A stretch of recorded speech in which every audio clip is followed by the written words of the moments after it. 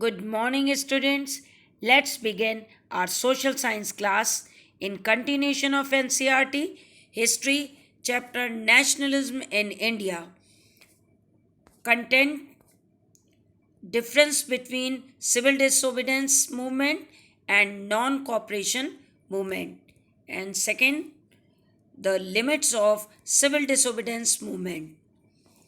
Differences. First, we are going to see the civil disobedience movement 3 points.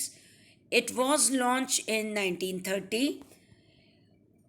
Rejection of Gandhiji's 11 demand was the immediate cause of the civil disobedience movement. People were asked not only to refuse cooperation with the British but also to break the colonial laws. So 3 points for civil disobedience movement. Now 3 point for non-cooperation movement. It was started in 1921.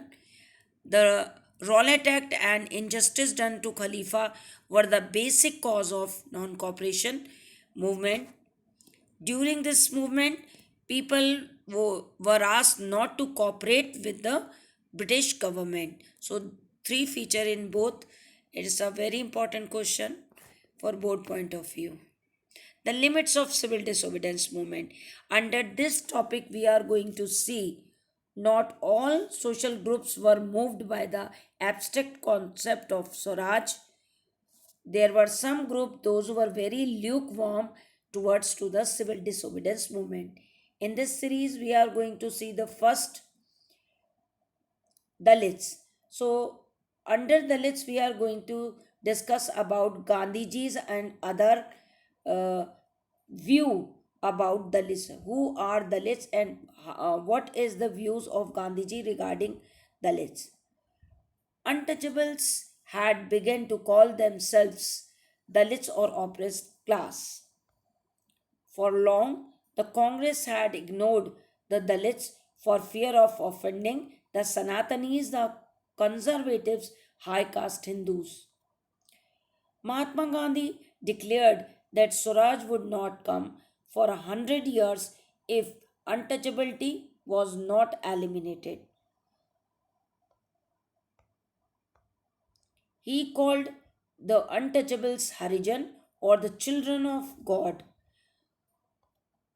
He organized satyagraha to secure the entry into temples and access to public wells, tanks, road, and schools.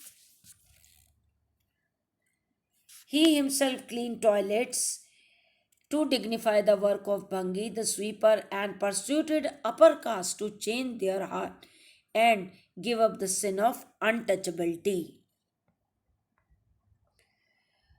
Then one prominent leader arose from the Dalit group, and this person was Dr. Bhim Rao Ambedkar.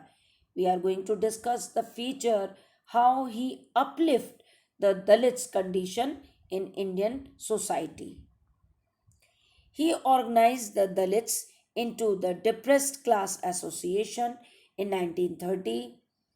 Many Dalits leaders began organizing themselves, demanding reserved seats in electoral institutions and separate electorate that would choose Dalit member for legislative council. This is what the demand of all Dalits. Dr. Ambedkar clashed with Mahatma Gandhi at the second roundtable conference by demanding separate electorate for the Dalits. When the British government considered Ambedkar's demand, Gandhiji began a fast unto death. He given this threat to Dr. Ambedkar. If you are doing so, I'll put myself in risk. This is how both were united under Pune Pact in September 1932. Ambedkar ultimately accepted Gandhiji's position and result was the Pune Pact of September 1932. It gave the depressed class, later to be known as scheduled caste, reserved seats in provincial and central legislative council. but they were to be voted in by the general electorate. So this is what the Pune Pact, which is carried out between Mahatma Gandhi and B.R. Ambedkar. So finally, the threat of separate electorates resolved through the Pune Pact. Conclusion of limits of civil disobedience movement. The lit participation in the civil disobedience movement was therefore limited, particularly in the Maharashtra and Nagpur region, where their organizations was quite a strong.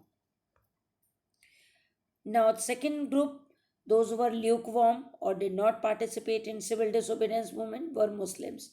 Muslim political organization, majority of Muslim political organization were lukewarm in their response to the civil disobedience movement.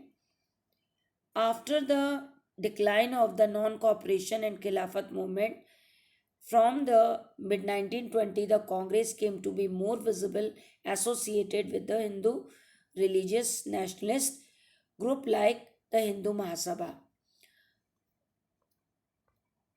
The important difference were over the questions of the representation in future assemblies that were to be elected. Means in future, who is going to govern what seat? That Hindu will give that much seat in assembly to the Muslim community. This is the question by Muslim leaders to the Congress. Muhammad Ali Jinnah, one of the leader of Muslim League, was willing to give up the demand for separate electorate if Muslims were assured reserved seats in Central Assembly and representation in proportion to population in Muslim dominated province Bengal and Punjab. Means this is the demand of Muhammad Ali Jinnah or a surety by the Congress leader.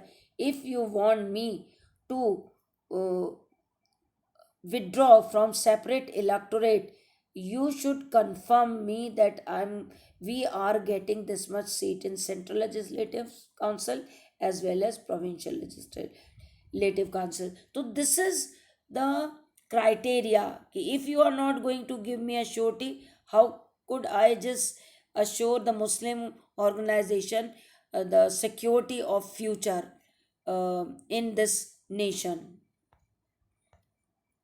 Many Muslim leaders feared that the culture and identity of minorities would be submerged under the domination of Hindu majority. This is what the main cause of fear among Muslim leaders.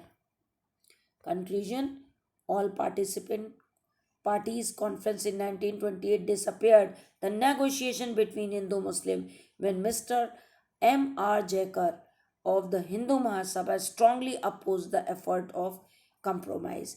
Mr. M. R. Jaikar, Hindu Mahasabha strongly opposed the efforts of compromise, and then the little hope to unite Hindu Muslim and rejection of the separate electorate of Muslim also gone after this statement. Thank you very much. Have a nice day.